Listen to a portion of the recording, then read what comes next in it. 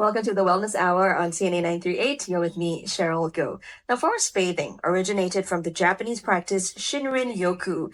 It is a gentle and immersive walk in nature with the intention to experience a slower way of life and soaking in the goodness of the forest. Without a set destination or agenda, participants can saunter in a heartfelt and organic manner with guided prompts to quieten the restless mind and enter a restful mode. And especially in our hectic pace of life here in the city, forest bathing can be hugely beneficial to reset the nervous system and spark moments of simple joy with these encounters. It's a gentle and safe space to experience humanness, curiosity, connections, and courage. And that's what we want to talk right now with Jovena Loon, who is forest and nature therapy guide at Gentle Walks. And just like her business Gentle Walks, she has a very gentle demeanor as well. Jovena, it's really nice to have you in the studio with us. Yeah, hi, good afternoon, everyone. I'm Jovena. So I've been practicing as a forest therapy guide for the last 3 years. I was trained and certified by the Association of Nature and Forest Therapy that is based in US. Wow. And I founded Gentle Walks really at the beginning as a project to learn how to be gentle to myself. And over time, it has developed into a platform where I can promote a gentle way of living, especially for very stressed out city people in Singapore. Which is, I think, the majority of us here in Singapore. Indeed. Okay, talk to us a bit more about the concept and the origins of forest bathing or Shinrin-Yoku. Yes, so when people hear the word forest bathing, they tend to make a joke, am I bathing in the forest? Well, some water. You are, but you are bathing in the natural elements and compounds and chemicals that is emitted by the trees. You are bathing in the sunlight, in the natural environment. So that's why the word itself, forest bathing, came from the words in Japanese. It's in Chinese word 森林浴. So essentially what it means is bathing in the forest. Yeah. And that's how the English word came about. Right. So when it was first coined, the intention was really to bring humans back to nature for the benefit of the health. If you look back into history, the human body, as with all animals, evolved in the environment of nature. Yeah. So our bodies listen to cues of the forest, for example, bird songs or certain like sunlight and a safe, sheltered environment to know that we are safe. And that's when the body can go into a relaxed mode. It can go into its rest and digestion and all of the reparation work that the body naturally has. Yeah. But because we're now all, in fact, majority of the human population in today's world is actually living in concrete cities. Yeah. We are very removed from our natural habitat. Yeah. Exactly. So hence we don't have that moment of reconnection with nature to go back into the nature or to regulate our stress and anxiety. Yeah. And a lot of our diseases today are actually stress caused. Yeah. So hence when we have this practice of forest bathing, it's really about restoring human health. And we believe that healthier humans have the capacity to think about the health of the planet as well. So when we come into a relationship with nature through such a mindful practice and heartful practice of forest bathing, we start to care more about the different living beings that are sharing this whole ecosystem of the earth with us. And we protect only what we love, right? Yeah. And hence, I think forest bathing is a beautiful way of both restoring our own health, but also bring back the health to nature by making the right decisions that improves health of everyone. That's beautiful, Jovena. I didn't even think about it that way. I mean, I was thinking from a very selfish one way where, okay, what are the benefits that you can get from nature? But you're right, when you're in the right frame of mind, and then you will then want to protect what has been beneficial to you as well. So that's really wonderful. Thank you for sharing that. Tell us a bit more about how forest bathing is different from, let's say, a normal hike, because sometimes I take my dogs for walks in different parks, or I might go with my husband to a hike on Bukit Timah Hill, for instance, or MacRitchie. How is that different from forest bathing? Right. So I do want to start with saying that being in nature for any reasons is always good. Yeah, but the main difference between forest bathing and the other activities that we do in nature would be the element of attention. So when we are going to nature, maybe with our dogs, friends, or by ourselves, we are perhaps quite engaged in the activity. Maybe we are jogging, we are distracted by different things, or we are taking care of our dog. Yeah. So those different things kind of draw our attention away from the natural organic interaction between us and the nature environment. Yeah. So forest bathing itself, it is a very mindful and very intentional way of being in nature. We don't go a very long distance like hiking because we get exhausted and we don't relax. Yeah. So we focus on being here where we are, covering a very short area, a very short distance or small area. And we go deep into our body, our different senses. We will activate by highlighting each of our senses, from our sense of sight, sense of smell, sense of hearing, and also our heart sense. When we say heart sense, we means coming into our body to feel everything that's around us, not just as objects or visuals, but as individual lives that are sharing this environment with us. So we come into a relationship. We start to see these different living beings as relatives of nature. Yeah. So in this practice itself, if you're being guided by a forest therapy guide that's trained, we will go into an environment that's quite curated. We are talking about finding the most therapeutic elements that's around. We are under the shade of the tree. We are walking in a short distance on very soft grass. So these different conditions help us to come into a state of relaxation because we can trust what's around us. And the guide will then bring you through a therapeutic process of slowing down your mind, quietening it from all the monkey mind and the chatter, and then allowing ourselves to really experience each of our senses and its pleasures. So when we're in such a pleasurable state, we are able to then pay attention to all the beautiful things that's around us. We might see the sunlight through the leaves. We might feel that very soft and interesting textures on the grass. We might start to spot little creatures hiding in between grass, or some creatures will just pop up and appear along our way.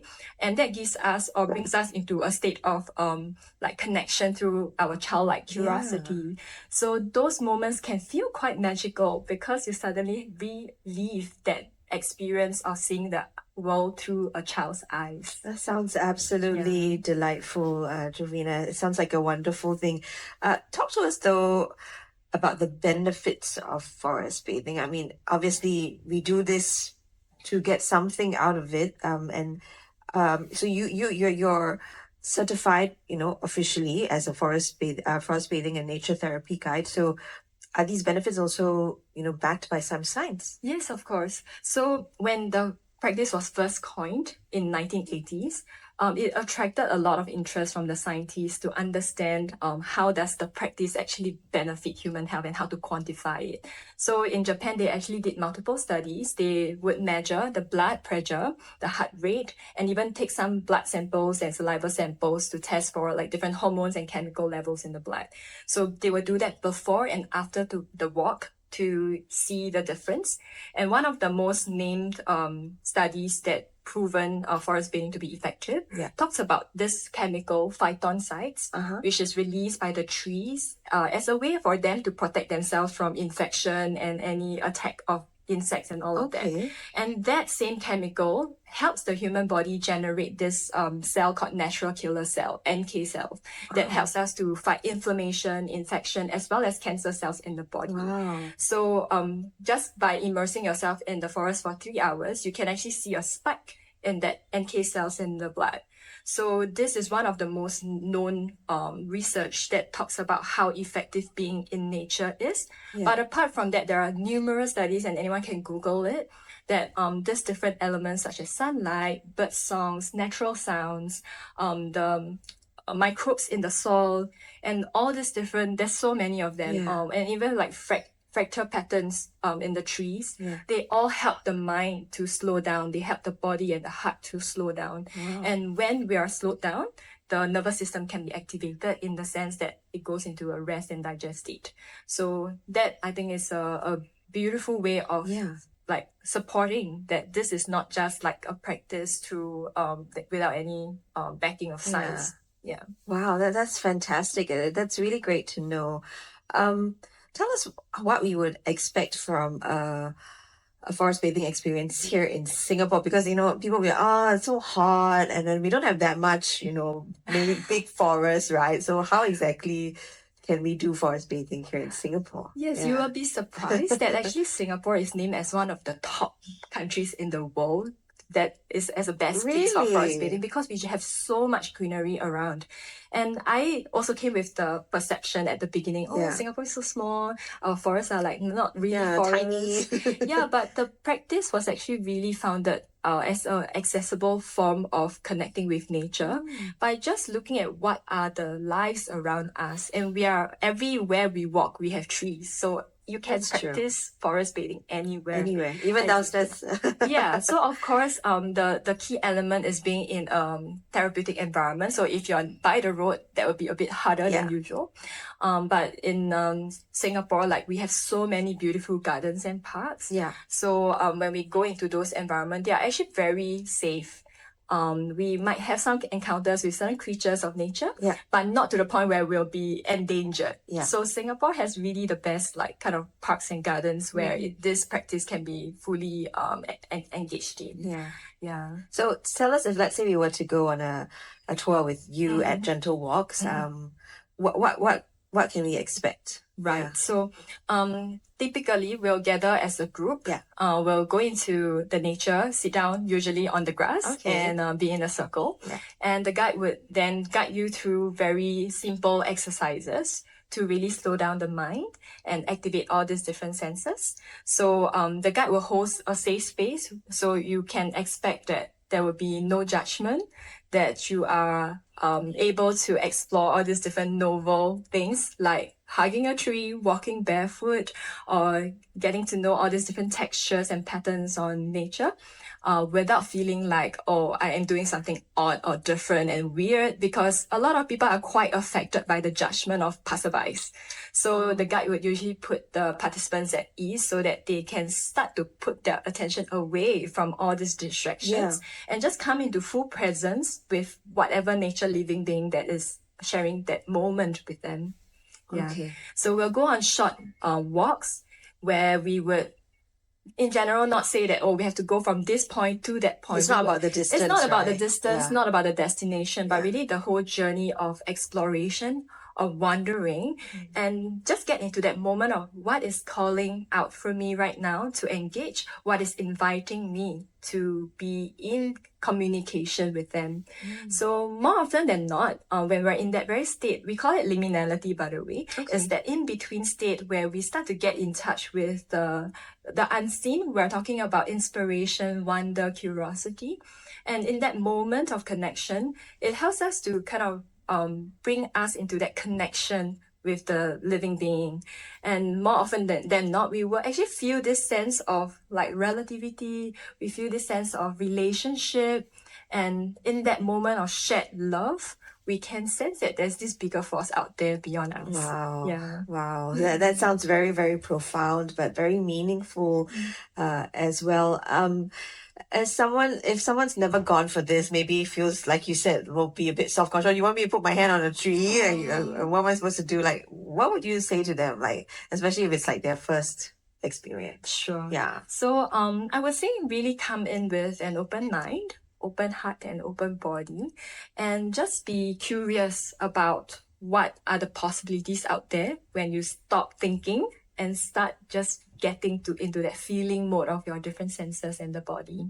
So in a way, the guide will hold a safe space for you. So there's no need to come in with certain knowledge or know-how already. Yeah. Just come in and allow yourself to be in the present moment to receive. That's all. Oh, just be there and just be open and, like you said, to receive. I love that. How long do these sessions with the Gentle Walks typically take? Yes. So in Singapore, our experiences usually last between 1.5 hours to about 2 hours. Okay. So it's a short, immersive, and introductory experience to forest bathing for those who are experiencing it for the first time.